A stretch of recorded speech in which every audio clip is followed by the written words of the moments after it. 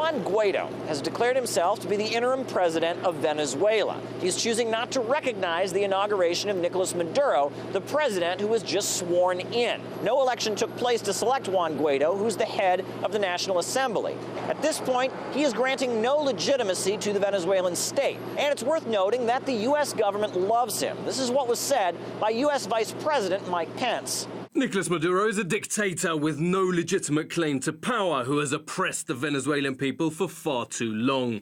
The United States strongly supports the courageous decision by Juan Guaido, the president of the National Assembly, to invoke constitutional protections and declare the country's presidency vacant.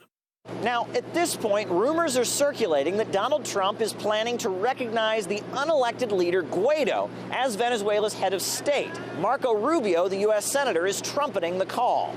From the U.S.'s perspective, since we've recognized the legitimate presidency of the National Assembly's president pending a new election, I think that the time has come to expel the Maduro-appointed ambassadors and allow the new constitutional president to appoint replacements. The Washington Post even gave a platform to Guaido, publishing an op-ed that he wrote. Now, doesn't that sound a lot like foreign meddling? The USA has been pretty open about choosing to side with the opposition against Venezuela's government. Back when she was in office, this is what Nikki Haley said at the United Nations. The systematic oppression of the Venezuelan people has become an active threat to the entire region for the safety and the security of all peoples in Latin America. It is time for Maduro to go. Now, back in September, the White House would not deny that it had met with people that were plotting a coup to overthrow the Venezuelan government. When asked about the issue, it simply gave a vague statement about democracy. And since then, we've actually heard Donald Trump calling for the violent overthrow of the Venezuelan government. It's a regime that, frankly, could be toppled very quickly by the military if the military decides to do that. Now, the Washington Post and the New York Times, two top newspapers in the USA, have both published op-eds calling for the military to overthrow the elected government in Venezuela. Now, U.S. leaders say this is simply out of humanitarian concerns. They only want to intervene to rescue those poor, oppressed Venezuelans. Socialism has bankrupted the oil-rich nation and driven its people into abject poverty. We've seen the completion of Venezuela's collapse into dictatorship. We have many options for Venezuela, including a possible military option. There is no greater challenge today than the full-scale dismantling of democracy and the heartbreaking humanitarian disaster in Venezuela.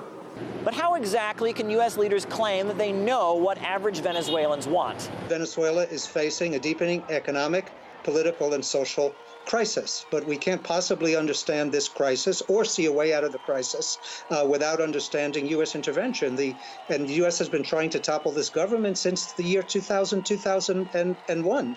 And so, I mean, the U.S. is not promoting democracy in Venezuela. The U.S. is stepping up in intervention in a moment in which it sees that it now has an actual possibility of overthrowing the government. The U.S. particularly is threatening to recognize this opposition as the illegitimate government, and it is threatening to impose a heightened oil sanction so that it would no longer import Venezuelan oil and refine it in the United States. The purpose is not to bring democracy. The U.S. doesn't intervene in other countries in order to bring democracy to those countries. It intervenes in order to secure its own interests. So it bolsters, recognizes, and props up dictatorships when it's in the U.S. interest to do so, and it tries to bring about regime change through elections in which it intervenes in those elections. So, the USA says that it wants democracy in Venezuela. Well, nothing sounds more democratic than having the military roll into the Capitol and overthrow the elected leaders. Caleb Maupin, RT, New York.